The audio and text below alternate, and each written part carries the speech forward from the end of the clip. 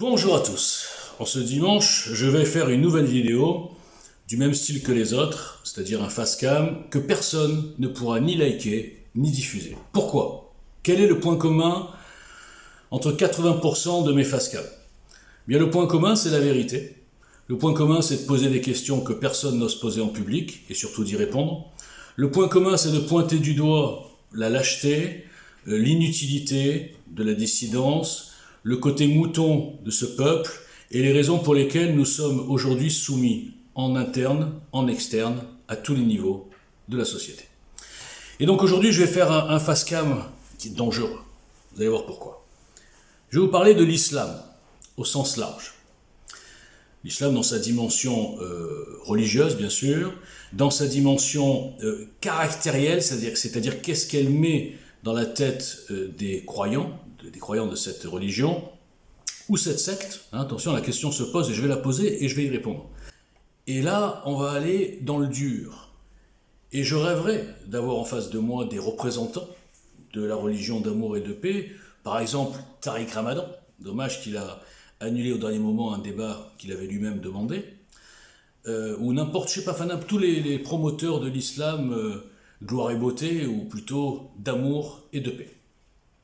Alors j'en parle souvent, au-delà de l'islam, parce que c'est bien plus large, depuis la divulgation de mon nom au bout de 6 mois, où EJL était en développement hallucinant, tellement c'était incroyable, un départ pareil pour un type qui n'était personne, qui n'est toujours personne d'ailleurs, qui est encore moins que ce qu'il était d'ailleurs, depuis, vu les boycotts et les suspensions.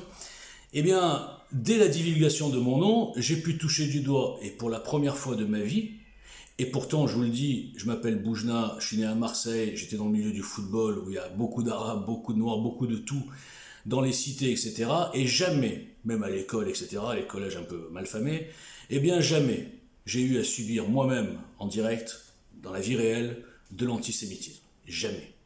Alors bien sûr, vous allez me dire, c'était une autre époque.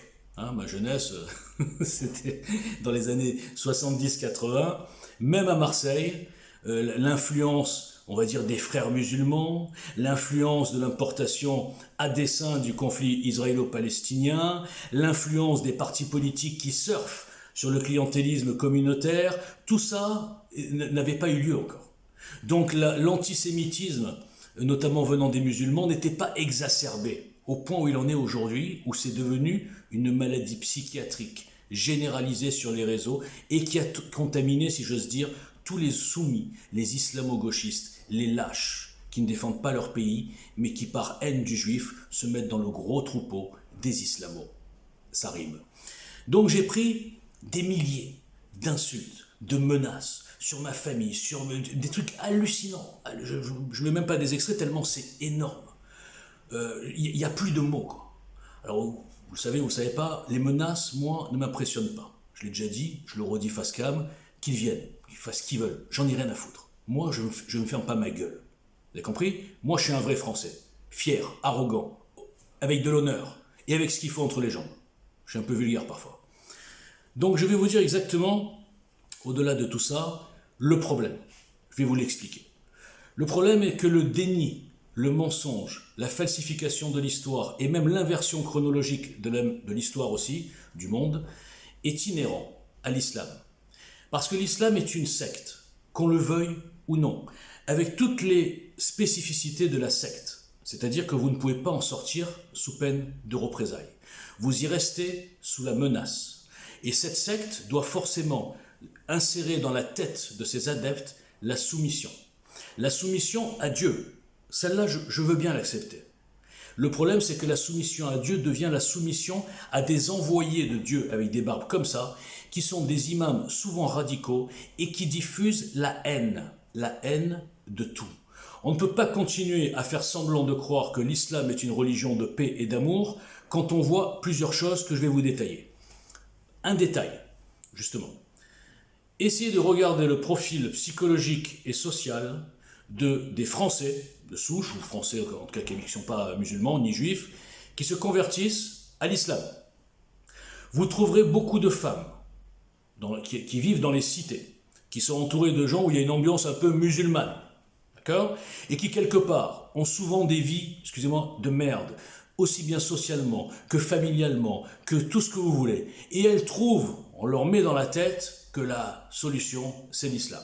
Et vous observerez, moi j'ai pu l'observer, que les plus virulentes, là je parle des femmes, les plus virulentes, les plus, infectes, les plus vulgaires, insultantes, lobotomisées à la haine ciblée, eh bien ce sont souvent des convertis. On l'a vu aussi dans ceux qui vont, là il y a des hommes aussi, dans ceux qui ont rejoint les rangs de Daesh, etc. Donc, posez-vous la question, comment se fait-il qu'il n'y ait pas ce genre de profils qui se convertissent au catholicisme, ni au judaïsme? Vous comprendrez déjà qu'il y a un réceptacle qui justement attire tous ces profils. Ensuite, comment vous voulez m'expliquer que les hadiths, qui sont écrits noir sur blanc, qui appellent à tuer tous les juifs, qui se même cachés derrière les arbres, etc., pas que ça, tous les mécréants, qui imposent, même les apostats, on n'a même pas le droit de ne pas croire. Comment peut-on appeler ça une religion d'amour et de paix, où les gens qui naissent dans une région qui a cette domination, cette religion, on va dire, n'ont même pas le droit de dire « je ne crois pas ». Ils se font lyncher.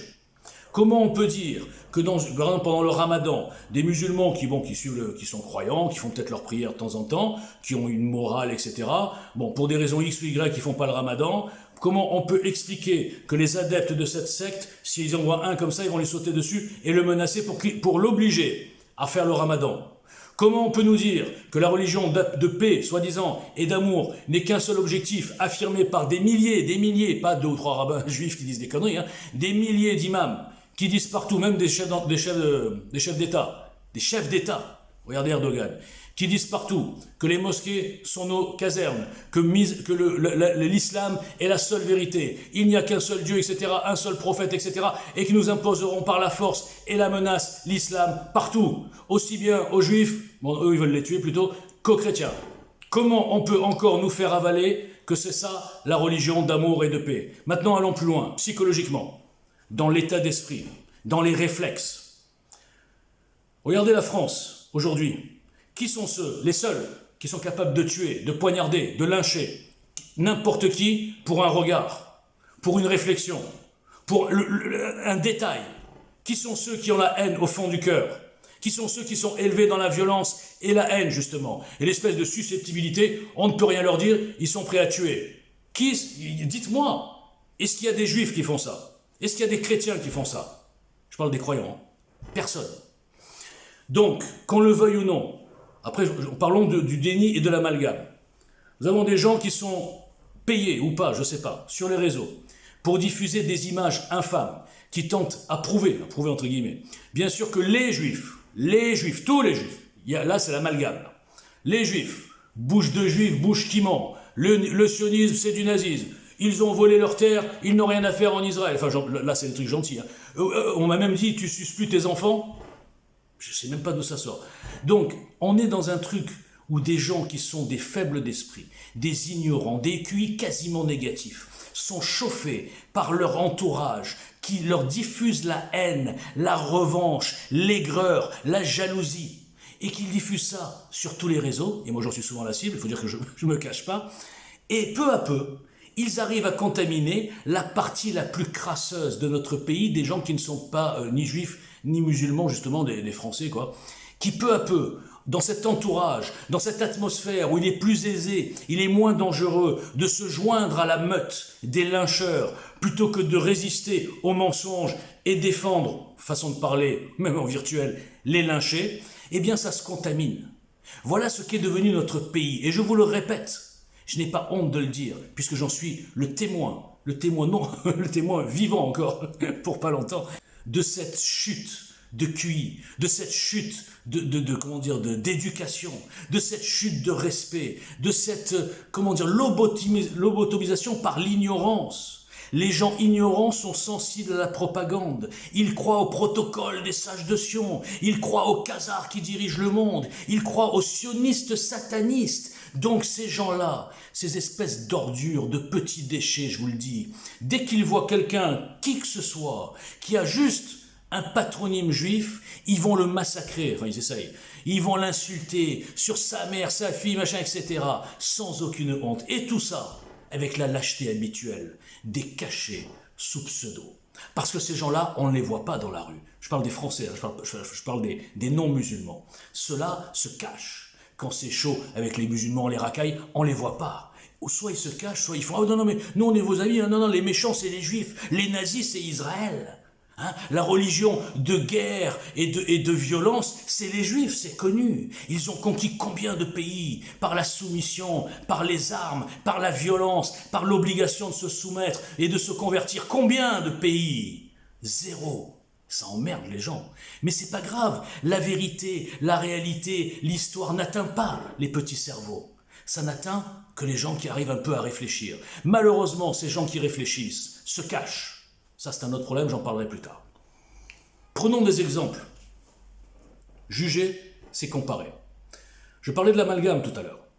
Quand certains d'entre nous, ou même des gens un petit peu publics, osent souligner que 80% de l'ensauvagement, 80% de la délinquance, de la violence, même gratuite, 70% de nos prisons sont remplies de gens de cette communauté.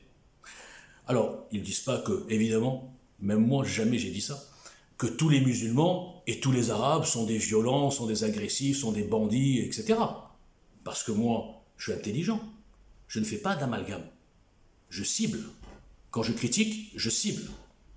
Et ces gens-là, les mêmes, qui demandent à tout le monde, surtout pas d'amalgame, quand il y a n'importe quoi, on sait d'avance que le mec s'appelle Mahmoud ou Mohamed, on le sait. C'est même plus la peine de vérifier, d'attendre les noms qu'on ne nous donne pas dans les médias, on le sait. Il y a des types de délits qui sont signés. Okay. Mais on nous dit, pas d'amalgame, parce que c'est raciste. Mais ces mêmes déchets de l'humanité, le lendemain ou 10 minutes après, iront sur les réseaux et traiteront n'importe qui sans le connaître, sale juif, boule, et là l'amalgame, c'est la fiesta de l'amalgame. Voilà, déjà une des contradictions, un des dénis qui prouve la mauvaise foi, globalement, de ces gens-là, pas des musulmans, de ces gens-là, qui n'ont pas de honte, qui n'ont pas de vergogne, qui n'ont pas d'honneur, qui n'ont pas de courage. Vous êtes des merdes. Je vous le dis, vous êtes des merdes. Vous auriez été de bons collabos. Je parle bien des Français, hein, je ne parle pas des musulmans, vous avez compris. Hein. Je parle des non-musulmans qui crient avec les loups, avec les hyènes. Je ne parle même pas des faux profils qui s'appellent Robert Martin et derrière on sait que c'est un Mahmoud qui diffuse toutes les images bien ciblées pour faire monter la haine contre tous les juifs. Il crée des lobotomisés haineux qui seraient et qui sont déjà des collabos soumis. Aujourd'hui, ce n'est pas les nazis. Aujourd'hui, ce n'est pas le nazisme. On nous met dans la tête les nazis, l'extrême droite et les fachos. Tout ça, ça n'existe plus. La seule idéologie qui, par sa minorité agissante, est comparable à du nazisme, à du fascisme, à de l'imposition par la violence, c'est l'islamisme. Il n'y en a pas d'autre. Et donc tous ces gens sont aujourd'hui des collabos, comme ils l'auraient été en 40 avec les nazis. Voilà ce que j'ai à vous dire. Donc maintenant, prenons quelques exemples pour rigoler. Imaginez que tous les attentats en France aient été faits par des juifs, par des David Cohen, au cri de Moïse est grand. Est-ce qu'il y a un seul de ces musulmans qui nous demande de ne pas faire d'amalgame, un seul de ces antisémites de merde, non musulmans, qui voient des juifs partout, qui dominent le monde à 0,2% de la population. Est-ce qu'un seul aurait dit ah non, non, non, mais c'est pas le judaïsme, non, non, c'est pas, non, ça n'a rien à voir. Parce que eux vous font croire que ça n'a rien à voir avec l'islam. Alors que tout le monde sait qu'il y a de quoi dans le Coran et dans les hadiths justifier n'importe quelle horreur aux quatre coins du monde, où il n'y a même pas de juifs qui vivent. Donc ça n'a aucun rapport avec les juifs, évidemment. Boko Haram n'a aucun rapport avec les juifs. Aucun rapport quand il massacre 200 chrétiens dans une église. Aucun rapport. Il faut juste lire le Coran. Et le Coran, tant qu'il ne sera pas expurgé de ces passages qui sont délirants, pour des esprits normaux, ils ne sont pas dangereux. Pour des malades mentaux proches de la dépression nerveuse, des fragiles, des frustrés, des ex-délinquants, ça devient de la dynamite, de la nitroglycérine, qui prennent tout au premier degré, et qui pour eux, il faut tuer le juif derrière un arbre. Alors qui c'est qui va lever le lièvre? Qui c'est qui va dire les choses? Est-ce qu'il y a un seul imam musulman qui aura l'honnêteté de le dire? Un seul, pas un seul. Parce que vous avez peur, vous les musulmans, vous avez peur de vos propres extrémistes. Vous vous couchez, comme les Français se couchent devant vous, vous couchez devant les extrémistes musulmans. Et quand il y en a un qui ouvre sa gueule, on le traite de tout, on le menace, on le fait disparaître. Moi j'ouvre ma gueule, parce que je suis un peu juif et je suis un peu catholique, mais je suis surtout français. Et je m'occupe de mon pays, pas d'Israël ou de je sais pas quoi, j'en ai rien à foutre. Donc quand est-ce que les Français vont se réveiller et comprendre où est le vrai danger, qui n'est pas le sionisme, les khazars, je ne sais pas quoi, c'est l'islamisation de la France. Non pas par l'ensemble des musulmans, parce que 80% ils s'en foutent complètement, ils sont là pour s'intégrer, par les 15 ou 20% de la majorité, de la minorité active, qui met à plat toute possibilité d'ouvrir sa bouche dans les quartiers, que ce soit les racailles, les dealers ou les frères musulmans, avec leur pression communautaire, ils font taire tout le monde. Ils tiennent en otage même leur propre communauté, et personne ne le dit. Vous chiez tous dessus, à tous les niveaux, sur tous les sujets. Bon dimanche.